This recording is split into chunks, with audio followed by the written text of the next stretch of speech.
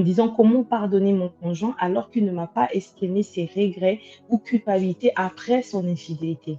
Donc, voilà, Alors, c'est je la voudrais même chose rebondir là. là-dessus.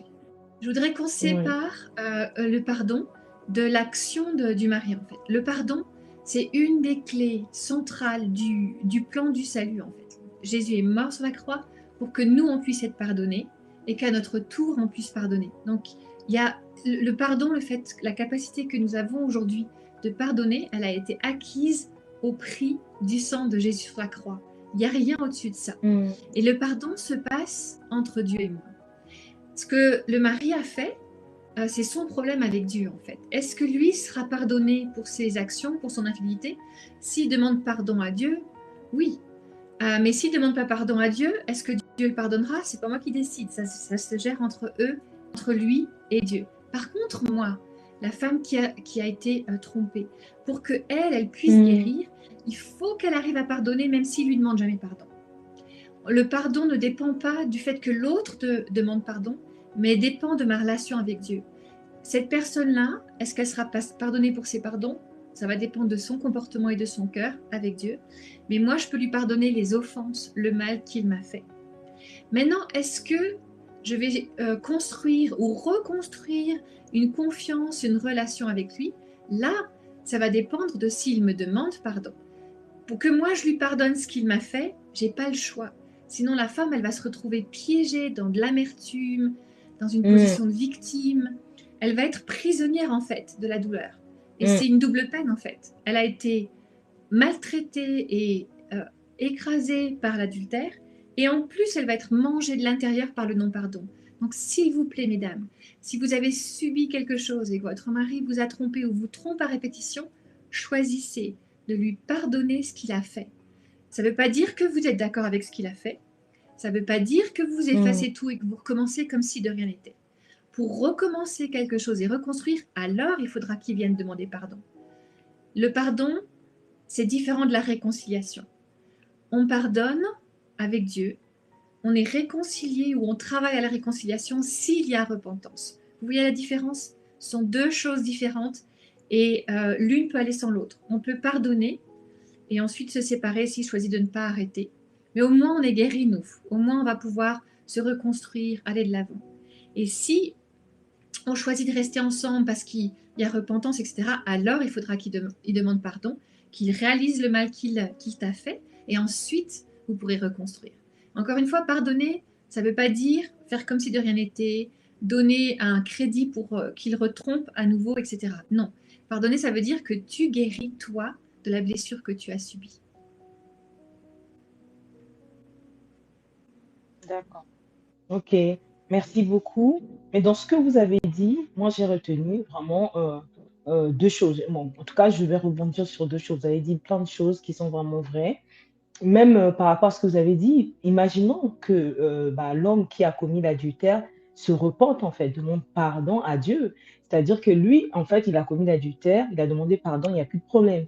Mais la femme qui reste dans l'amertume, maintenant, c'est la femme qui se trouve dans une situation, on va dire, et dans le péché, parce que du coup, elle n'a pas pardonné. Lui, il a commis l'adultère, il vit sa vie, il s'est repenti, voilà. Mais la femme, toi, en fait, tu continues à souffrir, tu es dans l'amertume, tu es dans le péché. C'est-à-dire que quand Dieu voit, d'un côté, cet homme qui a commis l'adultère, qui s'est repenti, et de l'autre, en fait, cette femme qui est encore dans l'amertume, qui est dans le manque de pardon.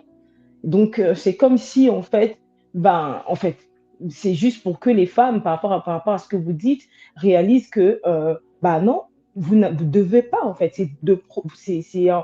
En fait, c'est à votre avantage. On sait que c'est pas facile de pardonner, mais lui, il s'est repenti. Donc, lui, sa relation, elle est bonne avec Dieu.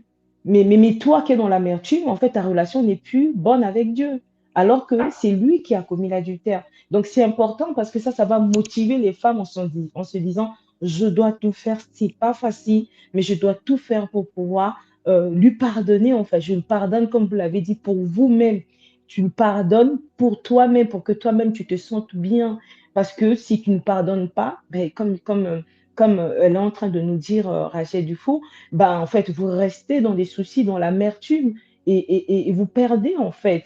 Vous souffrez, en fait. Et quand on le voit aussi, les soucis, comment est-ce que les soucis aujourd'hui sont en fait cause des maladies. 75% de maladies dans le monde sont dues à cause des soucis.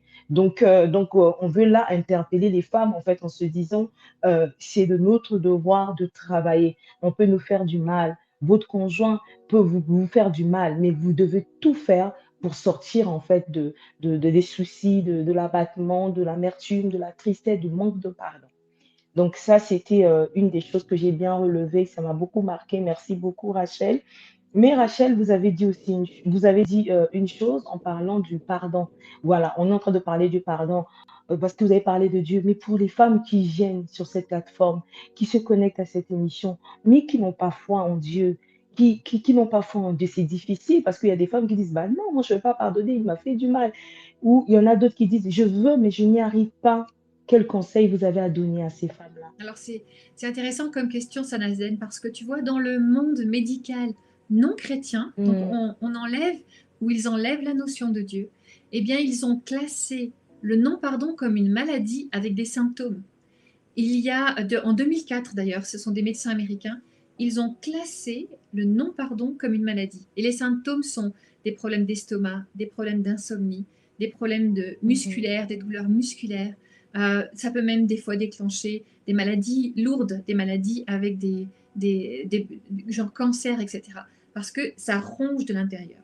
Et ils ont mis en place, pour essayer de trouver des solutions à cette maladie qui est le non-pardon, ils ont mis en place des groupes de parole.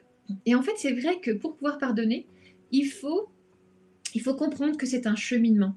Alors, je vais rapidement vous le décortiquer. Et c'est vrai que la première étape, c'est de se donner la permission de regarder les choses que l'on a subies, les choses qui nous ont fait mal. Ces groupes de parole, dans le milieu, mis en place par le milieu médical non chrétien américain, servent à donner un espace pour que les personnes s'expriment et qu'elles puissent dire, je pense à cette femme par exemple qui nous suivrait et qui est trompée à répétition, elle pourrait trouver un espace. Moi, je vais conseiller d'écrire une lettre qu'on n'enverra à personne. Hein. C'est pour pouvoir vider son âme, vider son cœur à soi-même et puis mettre Marie, chère Marie ou espèce de tute de Marie, tu m'as volé ma jeunesse, Mmh. tu as abîmé mon corps, tu m'as rendu malade, à cause de toi j'ai des maladies sexuellement transmissibles ou je suis devenue stérile. Enfin, voilà, Mmh. on s'autorise, on se donne la permission de vider le pu. Parce qu'en fait, la douleur que cet homme, que ton mari t'a infligée, elle est réelle. Hein. Et il faut prendre le temps de la Mmh. regarder. Parce que sinon, c'est ça qui fait du pu dans notre cœur, en fait. Donc, moi, je voudrais te donner la permission de vomir ça sur un morceau de papier. Tu écris et tu dis, voilà, tout ce que tu m'as fait, c'est horrible. Et ensuite, le pardon est un choix. Le pardon, c'est pas quelque chose que l'on ressent. C'est pas quelque chose que l'on attend de vivre. Non, c'est un choix. Et tu choisis de pardonner si tu connais Dieu parce que tu veux être en paix avec Dieu.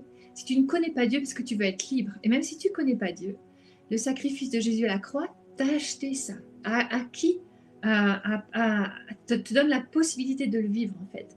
Choisis de pardonner. Maintenant, c'est comme si tu avais toute cette poubelle sur le papier. Tu fais comme si tu mettais dans un grand sac poubelle. Et maintenant, Marie, je choisis de pardonner ta trahison, tout le mal que tu m'as fait, etc. Et tu emballes tout ça dans un grand sac poubelle. Choisis de pardonner. Encore une fois, je l'ai dit, Nazen, tu l'as dit, vous l'avez dit, tu le fais pour toi-même en fait. Tu le fais pas pour lui, tu le fais pour toi. Parce que sinon, tu vas rester dans cette position de victime et tu vas te flétrir de l'intérieur. Et maintenant que tu as ton sac poubelle dans la main, de façon symbolique, mais dépose-le loin de toi, l'un de toi. Si tu connais Dieu, laisse-le au pied de la croix de Jésus. Si tu ne connais pas Dieu, lâche-le loin de toi, en priant que quelque chose, cet être naturel ou ce en quoi tu crois, ce qui remplit ce vide dans ton cœur, puisse venir t'aider là, à ce moment-là. Je crois que Dieu a la puissance de te libérer. Si tu veux le découvrir, c'est peut-être un bon moyen de trouver son chemin ici. Et même si tu ne le connais pas, choisis de pardonner.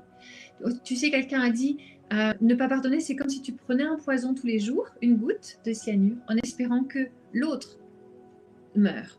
Mais c'est toi qui en fait est abîmé de l'intérieur. Et puis la dernière partie, pour pouvoir vraiment être libre et pardonner, c'est de choisir de réécrire une nouvelle histoire en fait. Quand tu as choisi de pardonner, que tu as identifié le pu, tu le laisses loin de toi dans ce sac poubelle, au pied de la croix ou loin de toi. Eh bien, reprends une autre page blanche et prononce des paroles de bénédiction sur cette personne-là. Et je te bénis. Ben, que tu puisses trouver toi aussi de la guérison, etc. Et c'est le plus dur à faire, hein. Je sais, parce que j'ai travaillé avec des milliers de femmes pour les aider à faire cela. C'est le plus dur à faire, mais c'est ce qui est libérateur. Et aussi, prends du temps à écrire et décrire qui tu es sans cette blessure.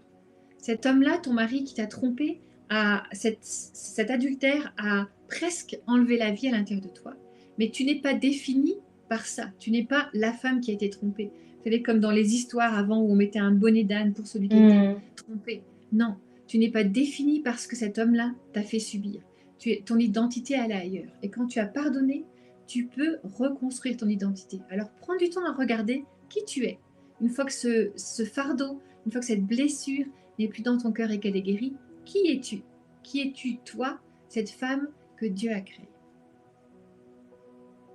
Waouh, waouh, waouh, waouh, waouh.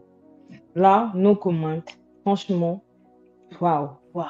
C'est très, très fort. C'est très, très fort. Ouh. Franchement, après ça, si vraiment les femmes continuent à se dire, voilà, je pardonne pas, là, on ne sait plus quoi faire.